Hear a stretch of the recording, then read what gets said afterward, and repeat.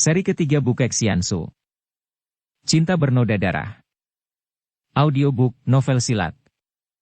Cerita, Ho Ping Hu. Bab 17. Telapak kaki. Mari, harap suhu periksa sendiri. Pemuda itu mendahului suhunya menuju ke ruangan tengah.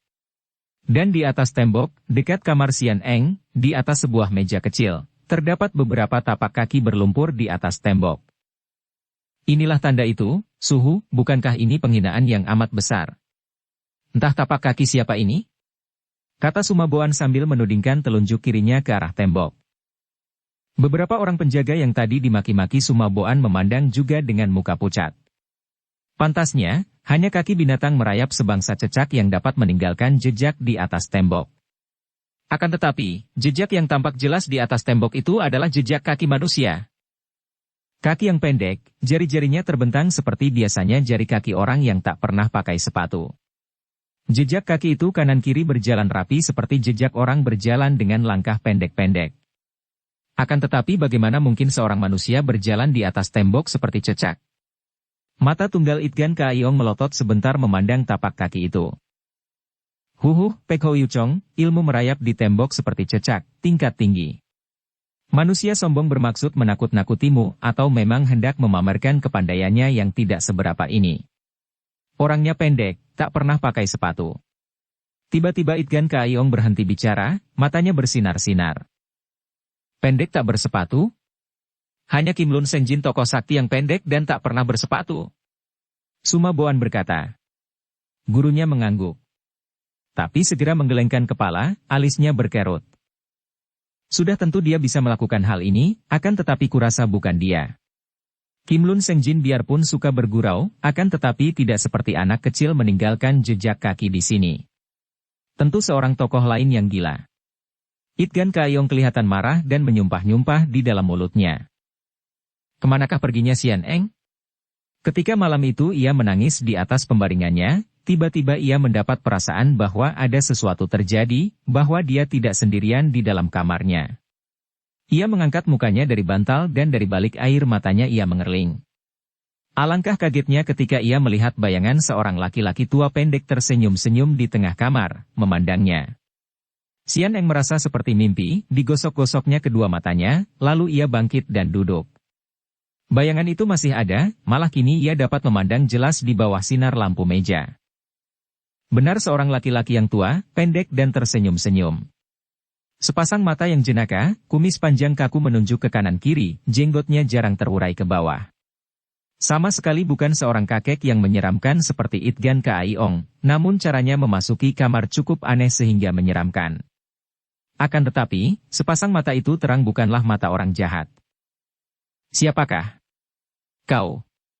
Bagaimana bisa masuk? Xian Eng memandang ke arah pintu kamarnya yang masih tertutup. Hehe, Nona Kam Xian Eng. Kau benar-benar bocah yang bodoh dan nakal. Mana bisa kau mengharapkan kebaikan dari seorang macam Sumaboan? Kau berada dalam bahaya, marilah ikut denganku. Kau siapa? Apa artinya semua ini? Kakek itu tersenyum dan wajahnya benar-benar lucu kalau ia tersenyum, seperti senyum seorang badut. Aku siapa? Panggil saja Empek Gan. Lai Bok Liong itu muridku. Di sini kau terancam bahaya besar, mari ikut denganku keluar. Tiada banyak waktu lagi.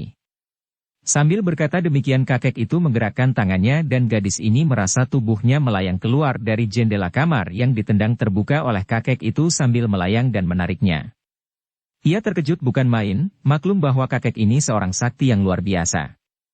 Akan tetapi hatinya lega mendengar bahwa kakek ini adalah guru Lai Bok Liong sahabat baik adiknya itu. Hatinya merasa berat meninggalkan tempat itu, atau lebih tepat, meninggalkan Sumaboan. Akan tetapi kalau ia teringat akan peristiwa tadi, betapa dengan penuh nafsu putra pangeran itu merayunya, ia menggigil. Benar-benar berbahaya. Bagaimana kalau ia tidak kuat menahan? Tentu ia menjadi korban.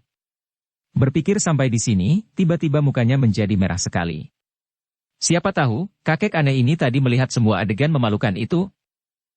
Tanpa ia ketahui tujuannya, ia menurut saja dibawa pergi Empek Gan. Akhirnya mereka memasuki sebuah kelenteng tua yang sudah rusak. Kelenteng yang amat menyeramkan, penuh sarang laba-laba dan agaknya hanya patut dijadikan tempat tinggal para siluman dan setan. Akan tetapi Xian Eng tidak merasa takut, tidak merasa serem seperti ketika ia ditawan Hek Giamlo. Empek Gan ini ternyata telah membersihkan ruangan samping kelenteng itu, buktinya lantainya bersih dan di situ tidak ada sarang laba-laba.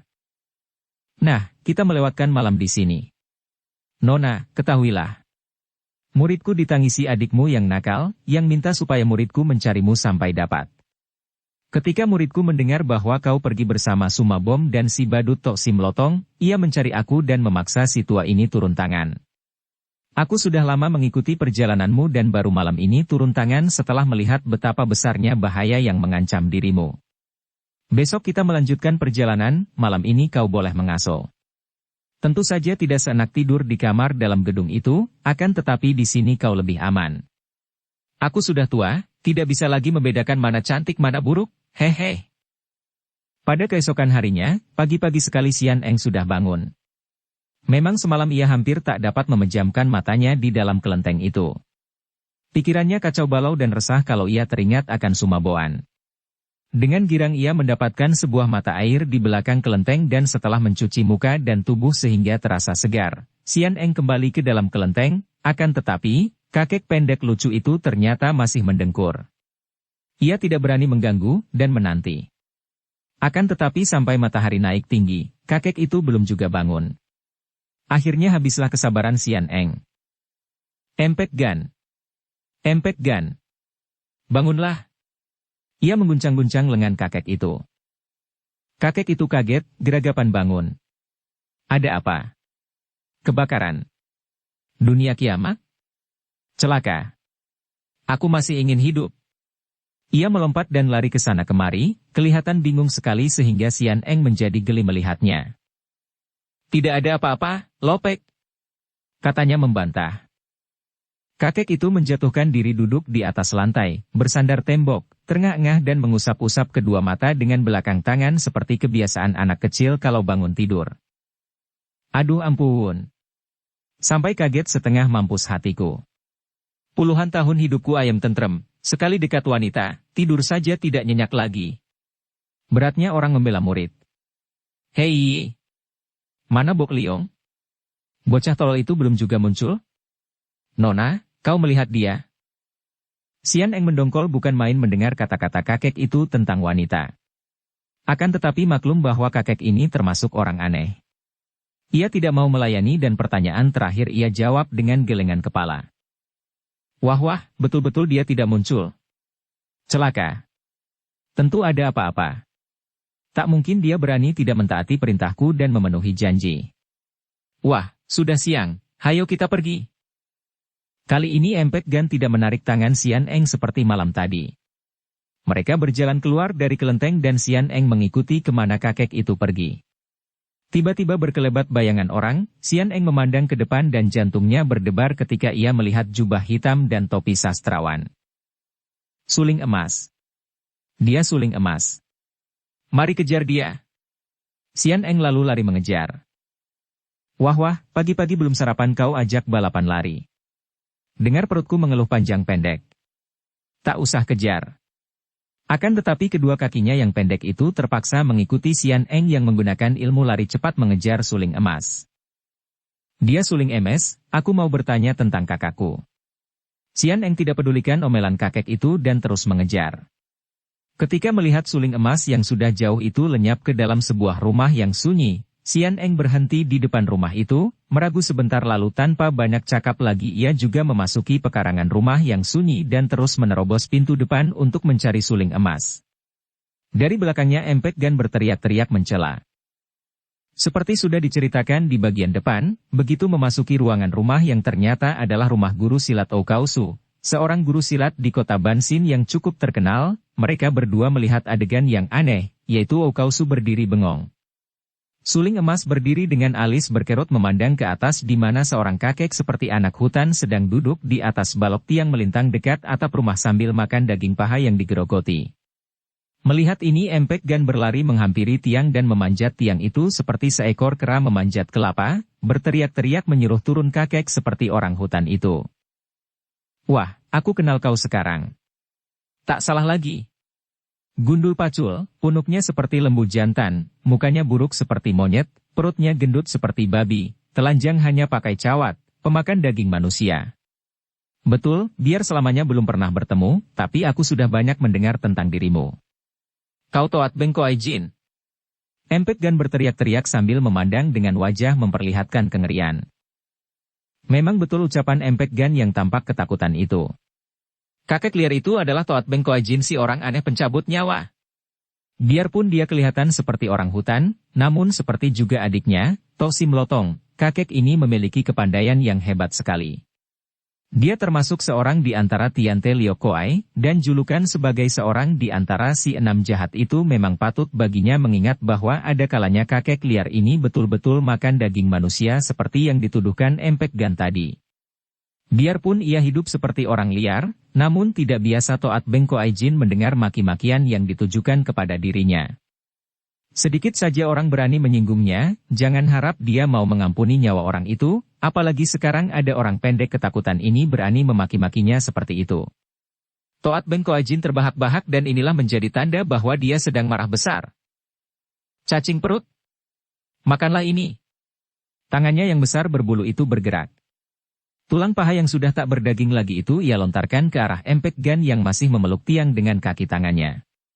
Tulang itu menghantam pinggir tiang, terdengar suara keras dan balok itu somplak seperti dihantam kapak. Tidak hanya membelah kayu, tulang itu terus menghantam pundak Empek Gan dan tubuh Empek Gan melorot turun, akhirnya pantatnya terbanting menghantam lantai sampai mengeluarkan suara seperti kasur digebuk.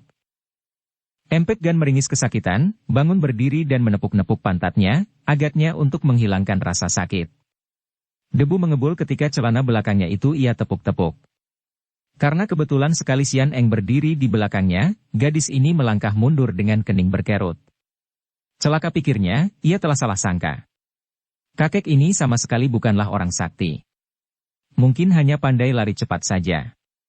Buktinya, sekali disambit tulang sudah roboh. Sungguh tak tahu malu. Calaknya. Cocok dengan wujudnya. Ia menoleh kepada suling emas dan berkata menyeringai, hati-hati kalau kau berurusan dengan monyet hutan liar itu.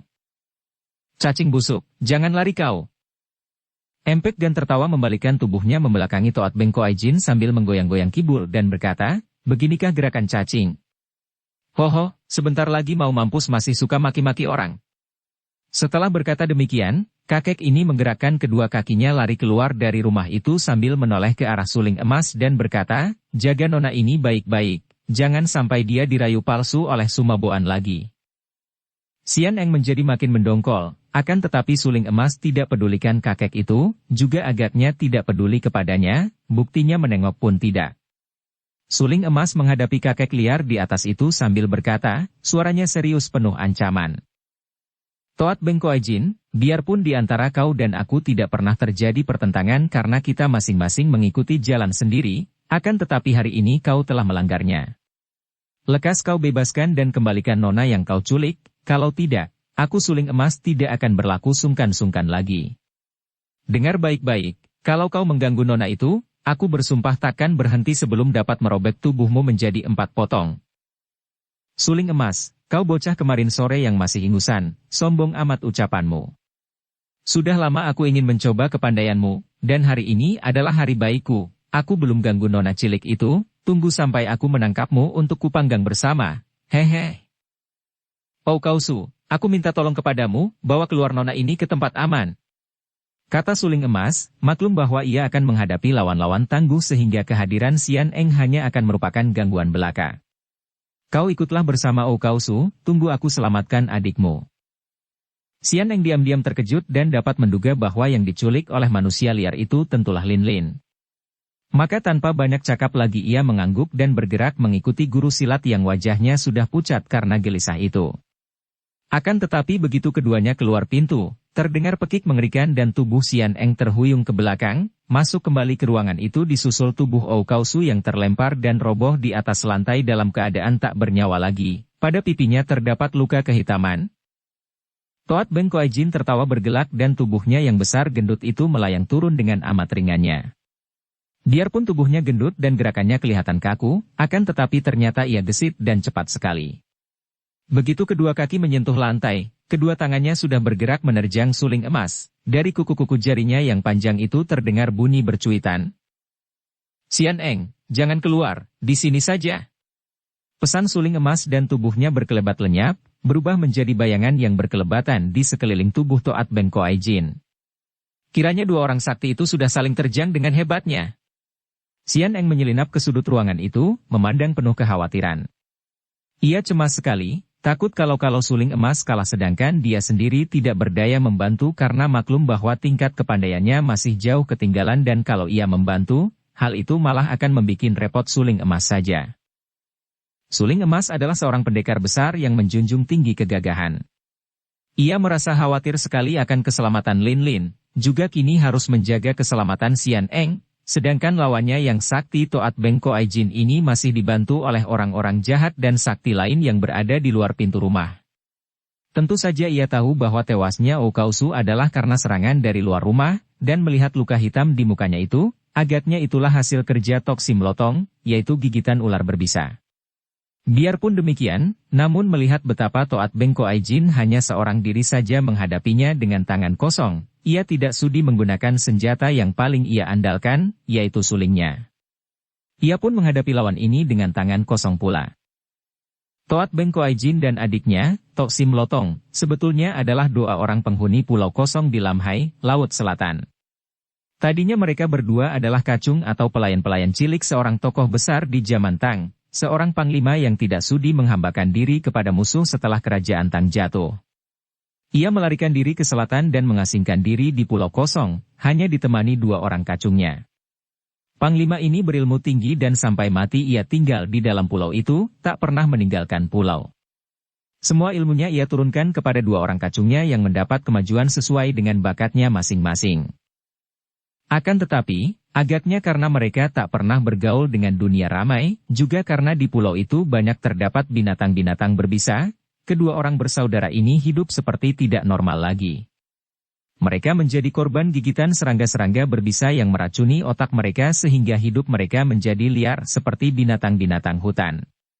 Puluhan tahun kedua orang kakak beradik ini hidup di pulau setelah majikan dan guru mereka meninggal dunia. Usia mereka sudah 50-an tahun lebih ketika pada suatu hari secara kebetulan ada sebuah perahu dagang yang terdampar ke pulau itu setelah dipermainkan ombak dan badai. Dapat dibayangkan betapa ngeri hati para penumpang perahu yang 30 orang lebih jumlahnya itu ketika mereka melihat dua orang kakek gila yang telanjang bulat itu.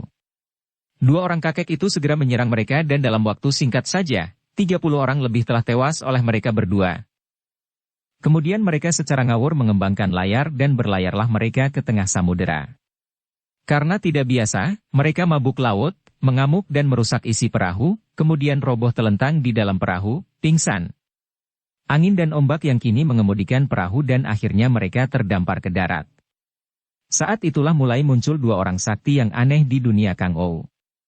10 tahun lebih mereka berdua berkeliaran dan kemudian dunia persilatan mengenal mereka sebagai dua orang sakti jahat dan menggolongkan mereka dengan pentolan-pentolan dunia hitam lainnya sehingga terkenalah nama Toat Ben Koai Jin dan Toksim Lotong sebagai dua orang di antara si enam jahat. Ilmu silat yang menjadi dasar dari kepandaian mereka adalah ilmu silat campuran dari barat dan utara. Akan tetapi karena mereka hidup puluhan tahun sebagai orang liar, di antara binatang-binatang dan serangga-serangga beracun, maka hawa pukulan dari sinkang mereka bercampur dengan hawa beracun yang amat jahat. Apalagi Toat Ben Koai Jin mempunyai kesukaan liar, yaitu makan daging manusia. Ini menambah hawa beracun di dalam tubuhnya dan membuat ia makin ganas dan berbahaya sekali. Sedangkan adiknya, Toksim Lotong, terkenal hebat permainannya yang mengerikan, yaitu dengan ular-ular beracun yang menjadi sahabat-sahabat baiknya, bahkan senjatanya pun seekor ular. Suling emas sudah banyak mendengar tentang dua orang liar ini, akan tetapi baru kali ini ia berkesempatan mengadu ilmu. Oleh karena ia harus memikirkan keselamatan Xian Eng dan juga harus menolong Lin Lin yang belum diketahui bagaimana nasibnya, ia tidak mau berlaku lambat. Begitu merasa betapa tenaga yang dipergunakan lawannya mengeluarkan hawa panas dan bau amis menjijikkan, ia cepat mengerahkan seluruh sinkang di tubuhnya, lalu ia mainkan ilmu silat yang ia dapat dari suhunya, yaitu mendiang Kim Mo Taisu. Sebetulnya ilmu ini adalah ilmu yang harus dimainkan dengan sebatang kipas pelajar, yaitu ilmu silat yang disebut Lohai San Hoat, ilmu silat kipas pengacau lautan.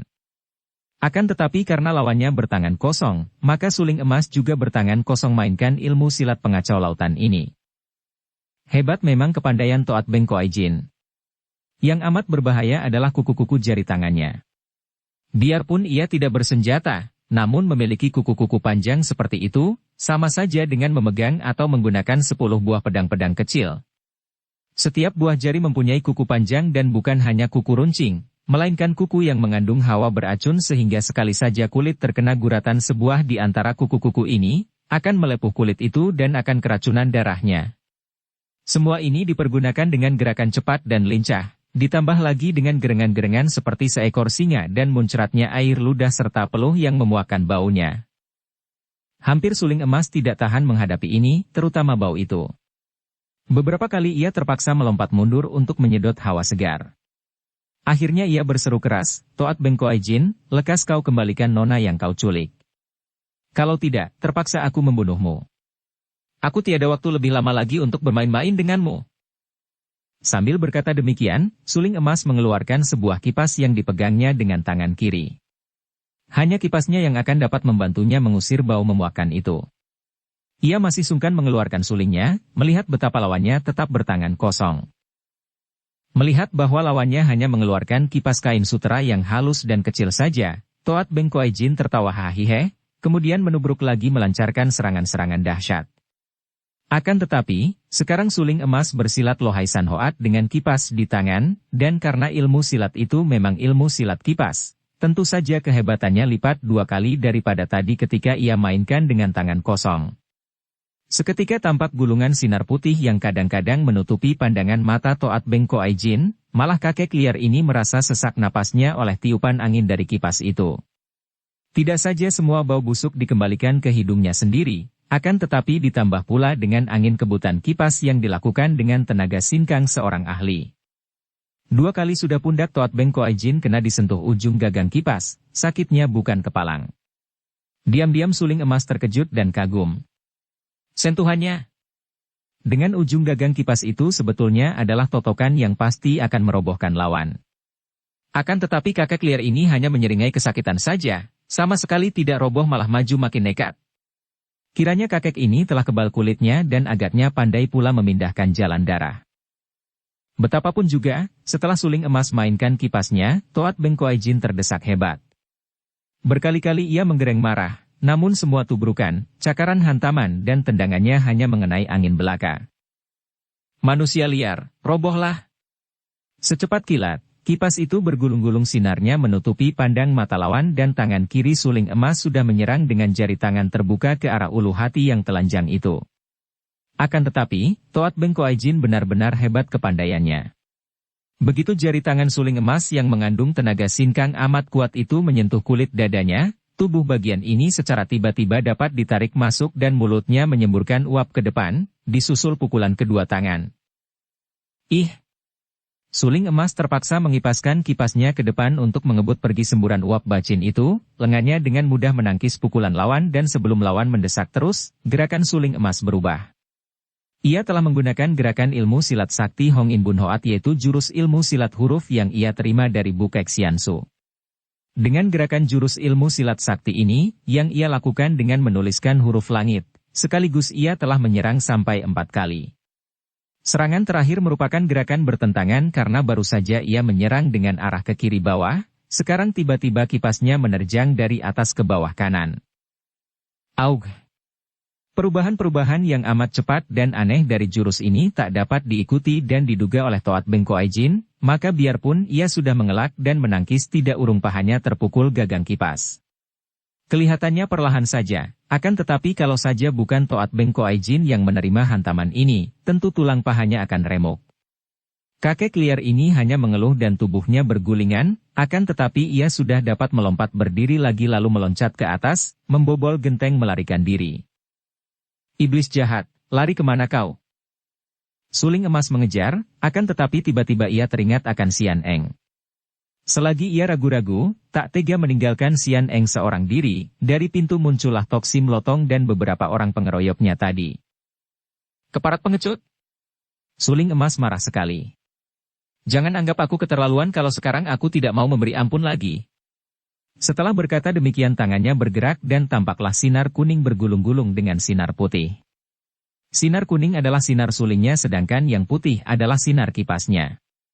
Ia tidak memberi kesempatan lawan-lawannya maju, mendahului menerjang ke pintu dan sekaligus 3 orang pengeroyok roboh binasa sebelum mereka sempat bergerak. Tok Sim Lotong hanya tertawa serak, lalu menyelinap pergi.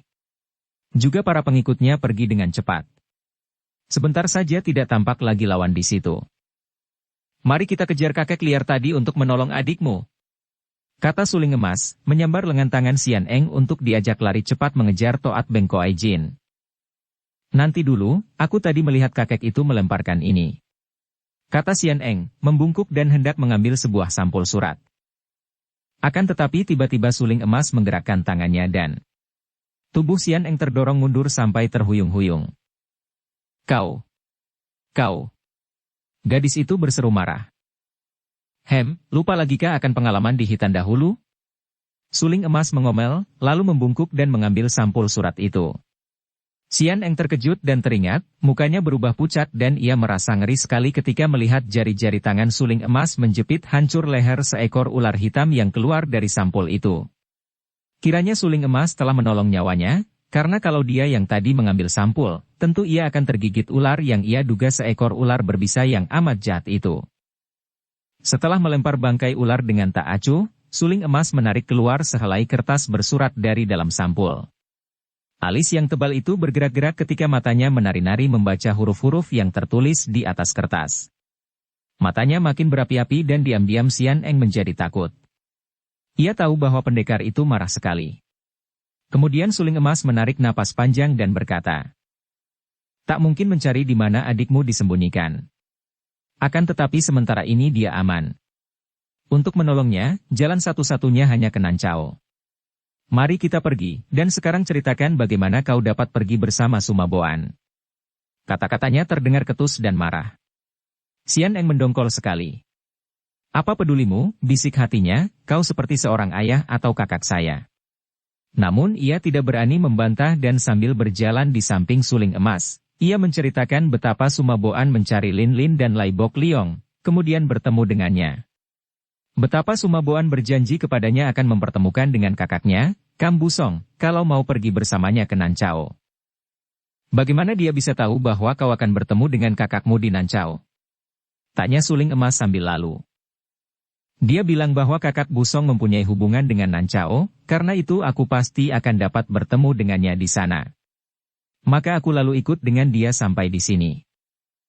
"Kemudian, mengapa kau bisa muncul bersama kakek lucu itu?" "Empek Gan itu? Lucu? Aku tidak senang padanya." Tiba-tiba suling emas berhenti melangkah, memandang dengan mata terbelalak kepada Sian Eng. "Kau bilang Empek Gan? Dia. Pantas. Aku sudah heran dan menduga-duga siapa gerangan kakek lucu yang luar biasa lihainya itu. Ah, kiranya Empek Gan. Dia muncul pula di sini, akan ramai di Nancao." Agaknya saking gembira dan herannya mendengar bahwa kakek pendek tadi Empek Gan adanya, suling emas tidak mendesak lagi dengan pertanyaan mengapa Sian Eng meninggalkan Sumaboan dan gadis ini menjadi lega hatinya, karena ia pun tidak suka bercerita tentang rahasia asmara itu. "Kenapa kita tidak jadi mengejar kakek liar tadi? Bukankah Lin Lin telah diculiknya?" "Tidak, percuma. Mereka sengaja menahan Lin Lin untuk memaksaku." Suling emas menarik napas panjang dan menggeleng-geleng kepala.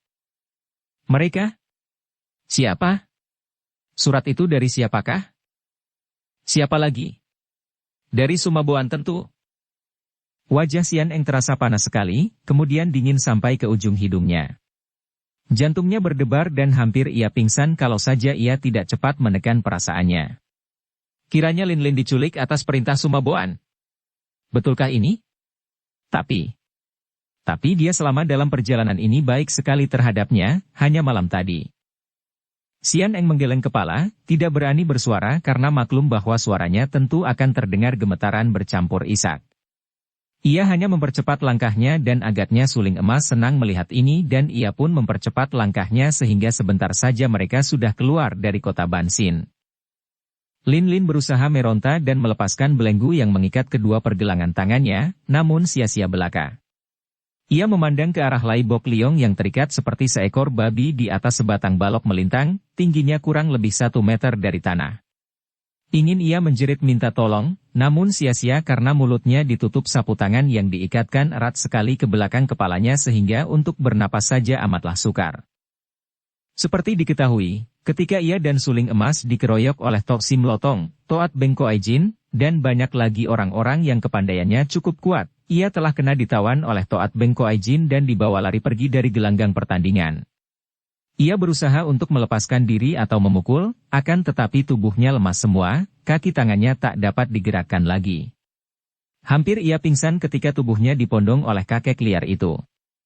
Karena ia tidak dapat bergerak, terpaksa ia menahan penderitaan luar biasa ketika mukanya terletak di atas punggung yang ada dagingnya menonjol besar, berkeringatan dan baunya apek bukan buatan itu. Kalau saja ia tidak tertotok lumpuh, tentu Lin Lin sudah muntah-muntah. Baiknya kakek itu larinya cepat sekali seperti terbang, sebetulnya bukan lari lagi melainkan melayang dari pohon ke pohon seperti seekor binatang yang gesit. Kecepatan ini mempersingkat penderitaannya karena selain angin yang bertiup mengurangi bau kecut, juga tentu akan segera sampai di tempat tujuan. Mereka memasuki hutan dan tiba-tiba muncul seorang pemuda yang membentak dengan suara nyaring, "Iblis tua, lepaskan gadis itu." Lin Lin girang bukan main ketika mengenal suara ini. Siapa lagi kalau bukan Lai Bok Liong, sahabat baiknya? Akan tetapi kegirangannya tidak berlangsung lama, segera terganti kekhawatiran. Tingkat kepandaian Bok Liong sebanding dengan tingkatnya, mana mampu menghadapi kakek sakti yang seperti iblis ini? Benar saja dugaannya, biarpun Bok Liong sudah menerjang dengan pedang Goat Kong Kiam yang berhawa dingin, kakek itu enak saja melayaninya dengan tangan kosong, bahkan dengan tubuh Lin Lin tak pernah terlepas dari atas pundaknya.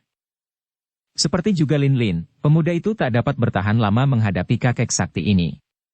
Apalagi karena Bok Liong amat terbatas gerakannya, terbatas oleh kekhawatirannya kalau ujung pedangnya mengenai tubuh Lin Lin. Tiba-tiba ia berseru keras dan mundur dengan muka pucat. Kakek itu telah menyodorkan tubuh Lin Lin untuk menangkis sambaran pedangnya. Bok Liong cepat menarik pedangnya dan pada saat itu, tangan kiri Toat Beng Koai Jin bergerak mengirim pukulan jarak jauh yang membuat Bok Liong terjengkang bergulingan. Ketika ia berusaha bangkit kembali, tubuhnya sudah lemas tertotok dan di lain saat, kakek itu sudah menyeretnya di sepanjang jalan, menjambak rambutnya dan menarik sambil memondong tubuh Lin Lin. Kakek itu memasuki hutan sambil tertawa-tawa. Di bagian hutan yang gelap dan penuh pohon liar, ia melemparkan tubuh Lin Lin ke atas tanah, mengambil akar lemas dari sebatang pohon dan mengikat kaki tangan gadis itu ke belakang. Kemudian ia pun merenggut sehelai sapu tangan dari baju Bok Liong, menggunakan sapu tangan ini menutup dan mengikat mulut Lin Lin. Setelah ini selesai, tangannya bergerak dan terdengar kain robek-robek ketika baju dan celana luar pemuda itu ia renggut secara kasar. Sebentar saja Bok Liong berada dalam keadaan setengah telanjang. Hanya sebuah celana dalam saja yang masih menutupi tubuhnya. Tentu saja Lin Lin di samping rasa takut dari gelisah, juga menjadi jengah dan tidak berani memandang langsung, hanya mengerling-ngerling untuk melihat apa yang akan dilakukan kakek gila itu. Hehehe, kau masih muda, jejaka tulen, dagingmu tentu masih gurih. Kakek ini lalu mematahkan batang pohon dengan kedua lengannya yang kuat, mengikat tubuh Bok Liong pada batang pohon atau balok itu seperti mengikat babi saja, kemudian balok berikut tubuh Bok Liong yang setengah telanjang itu ia palangkan pada dua batang pohon lain sehingga tubuh Bok Liong tergantung. Kemudian kakek itu mengumpulkan daun dan kayu kering di bawah tubuh Bok Liong dan andai kata mulut Lin Lin tidak diikat, tentu gadis ini sudah menjerit-jerit memanggil suling emas karena ia sekarang dapat menduga apa yang hendak dilakukan oleh kakek gila ini. Agaknya kakek gila ini membuat masakan yang paling aneh di dunia ini, bukan panggang bebek, panggang ayam, atau panggang babi, melainkan panggang daging manusia hidup. Bok Liong akan dipanggang hidup-hidup. Tiba-tiba terdengar suara seperti anjing hutan menggonggong dari jauh, kakek itu menyumpah-nyumpah, "Jahanam, mengganggu saja." Ah, terpaksa ditunda sebentar. Ia bangkit berdiri, menepuk-nepuk tubuh bagian atas Bok Liong yang tegap dan berdaging, mengecap-ngecapkan mulutnya yang mengeluarkan air liur. Sayang-sayang, biar ditunda sebentar, hehe. Tubuhnya berkelebat dan dalam sekejap mata saja kakek itu sudah lenyap dari situ. Lin Lin takut setengah mati. Takut dan ngeri. Mana bisa ia menjadi penonton? Menonton Bok Liong dipanggang hidup-hidup kemudian dagingnya diganyang kakek liar itu? Ia melirik ke arah Bok Liong. Pemuda ini sama sekali tidak bergerak, tubuhnya tergantung di atas balok seperti telah mati. Agaknya pingsan, Lin Lin kembali berusaha mati-matian untuk membebaskan diri daripada belenggu akar pohon. Akan tetapi ternyata akar pohon itu istimewa kuatnya. Matanya melirik ke sana kemari, mencari-cari. Ia harus bertindak cepat, harus dapat membebaskan diri sebelum siluman itu kembali, harus dicegah siluman itu memanggang tubuh Bok Liong. Dengan hati penuh kengerian dan ketegangan, Lin Lin menggulingkan tubuhnya ke arah sebuah batu besar tak jauh dari situ. Ia melihat batu itu mempunyai bagian-bagian yang tajam. Karena kaki tangannya diikat, ia hanya dapat mencapai batu dengan cara menggulingkan tubuh, lalu sedikit demi sedikit menggeser tubuh mendekatkan kedua pergelangan tangan yang dibelenggu di belakang tubuhnya kepada bagian batu yang tajam. Ia menggosok-gosokkan akar yang mengikat tangan itu pada batu sambil mengerahkan tenaga. Benar-benar kuat sekali akar itu, ulet bukan main. Kini ia tidak melihat Lai Bok Liong lagi, terhalang batu. Ada seperempat jam ia berusaha mematahkan pengikat tangannya dan ia hampir berhasil. Peluhnya bercucuran dan hatinya makin tegang. Kalau sudah bebas dari belenggu, ia akan membebaskan Bok Liong dan mengajaknya melarikan diri. Akan tetapi tiba-tiba Lin Lin merasa tubuhnya lemas. Tenaganya lenyap sama sekali ketika ia melihat bayangan Toat Beng Koai Jin mendatangi dari jauh. Mata Lin Lin terbelalak, harapannya lenyap bagaikan embun terbakar matahari. Tentu saja ia tidak melanjutkan usahanya, malah dengan tubuh terasa lelah dan lemas ia bersandar kepada batu besar itu, menyerahkan nasib ke tangan Tuhan karena dia sendiri sudah tak berdaya. Dilihatnya kakek liar itu dengan gerakan cepat mendatangi, di kedua tangannya membawa dua potong kayu kering yang digosok-gosok sampai mengeluarkan api. Setelah api menyala dan kakek itu datang dekat, dilemparkannya kayu berapi itu ke tumpukan daun dan kayu yang berada di bawah tubuh Bok Liong. Sebentar saja daun kering itu terbakar. Lin Lin membuang muka, menengok ke lain jurusan dan matanya tak dapat ditahannya lagi mengucurkan air mata. Kasihan Liong tuaku, pikirnya. Hehe, kau hendak lari kemana? Tiba-tiba suara kakek itu terdengar dekat dan Lin Lin merasa pundaknya dicengkeram lalu tubuhnya diangkat dan dilempar kembali ke tempat semula. Kakek itu sendiri menjatuhkan diri duduk di atas batu sambil terkekeh-kekeh berkata. Haha, kau mau melarikan diri? Tak mungkin, bocah tolol. Akar yang mengikat kaki tanganmu itu berlumur racun kelabang hijau, sekali melukai kulitmu kau akan mampus. Kau lihat baik-baik sahabatmu ini, lihat betapa kulitnya makin lama merah diciumi api, makin lama makin matang dan baunya gurih. Hehe, kalau sudah masak nanti, boleh kau pilih bagian mana yang paling gurih untukmu. Haha. Toat Beng Koai Jin memandang ke arah Lin Lin sambil tertawa-tawa dan air liurnya muncrat-muncrat dari mulutnya yang lebar, bibirnya yang tebal dan giginya yang besar-besar. Dengan hati berdebar penuh kengerian Lin Lin mengerling ke arah Bok Liong dan tiba-tiba matanya terbelalak lebar. Yang terikat seperti babi kebiri hendak dipanggang hidup-hidup itu sama sekali bukan Bok Liong. Tadi memang Bok Liong yang diikat di situ, akan tetapi sekarang sama sekali bukan pemuda itu, biarpun keadaannya juga sama. Setengah telanjang. Bukan Bok Liong melainkan seorang kakek yang peringas-peringis dan matanya meram melek seakan-akan keenakan tiduran di atas nyala api yang hangat. Agaknya sikap dan wajah Lin Lin yang jelas membayangkan kekagetan dan keheranan ini menarik perhatian Toat Beng Koai Jin, kakek ini segera menengok ke arah panggangannya. Dan alangkah kagetnya ketika ia bertemu dengan muka yang meringis, muka yang berjenggot jarang berkumis panjang, tubuh yang pendek. Bukan lain adalah si kakek lucu yang tadi ia jumpai di rumah Ou Kausu. Kakek yang menggantikan kedudukan Bok Liong di atas api itu terkekeh dan berkata, ah, nikmatnya. Hangat dan enak. Hi, Toat Beng Koai Jin, apakah kau sudah begitu kelaparan sehingga kau doyan dagingku yang alot dan kulitku yang keras? Hati-hati kau, daging tuaku sudah demikian alotnya sehingga kau panggang 100 tahun pun takkan bisa menjadi empuk. Demi iblis. Siapakah kau ini orang gila? Toat Beng Koai Jin sudah melompat berdiri dan siap bertempur. Kakek ini sekarang baru insyaf bahwa orang lucu yang sikapnya gila-gilaan itu sebenarnya memiliki kepandaian hebat. Maka tahulah ia bahwa ia menghadapi lawan yang tangguh. Wahaha, Toat Bengkoai Jin, kita memang baru tadi saling berjumpa. Tak perlu tanya namaku, tapi kau sudah melakukan dosa besar terhadapku. Kau tua bangka yang tak lama lagi mampus, tidak tahu malu, beraninya hanya mengganggu orang-orang muda yang masih hijau. Hi, pemakan bangkai, tahukah kau bahwa pemuda yang akan kau panggang hidup-hidup tadi adalah muridku? Toat Bengkoai Jin menggereng seperti seekor singa kelaparan. Bagus. Mari tua sama tua mengadu kepandaian. Serunya sambil menerjang maju, 10 buah kuku-kuku yang runcing tajam itu mencengkeram. Tak tahu malu? Empek Gan, kakek lucu itu, berseru. Benar-benar sepak terjang Toat Bengkoai Jin kali ini amat licik, masa menerjang lawan yang masih terikat dan terpanggang di atas api? Empek Gan cepat menggulingkan dirinya dan kaki tangannya bergerak, kayu-kayu dan daun-daun yang masih terbakar itu kini terbang berhamburan ke arah Toat Bengkoai Jin. Si kakek liar terkejut bukan main, cepat ia mengibaskan kedua lengannya. Biarpun serangan kakek pendek itu tidak berbahaya, namun api merupakan senjata yang tak terlawan dan sedikit banyak tentu akan melukai kulitnya. Ketika kayu dan daun yang menyala itu runtuh semua, Empek Gan kini telah berdiri tegak, telah memakai pakaiannya dengan lengkap. Benar-benar kakek yang luar biasa, pikir Lin Lin yang masih duduk sambil menonton dengan hati tertarik. Begitu mendengar bahwa kakek itu adalah guru sahabatnya, Guru Lai Bok Liong, hatinya begitu girang sehingga ia lupa akan penderitaannya sendiri. Kalau orang aneh itu Guru Bok Liong, berarti bahwa sahabatnya itu tentu telah tertolong, dan dia sendiri juga ada harapan besar tertolong. Apalagi ketika melihat betapa kakek pendek yang aneh dan lucu itu dapat menyerang lawannya dengan api kemudian dalam sekejap mata saja sudah memakai kembali pakaiannya, ia makin heran dan kagum. Bersambung ke bab 18. Dukung kami dengan subscribe, follow, like, komen dan share.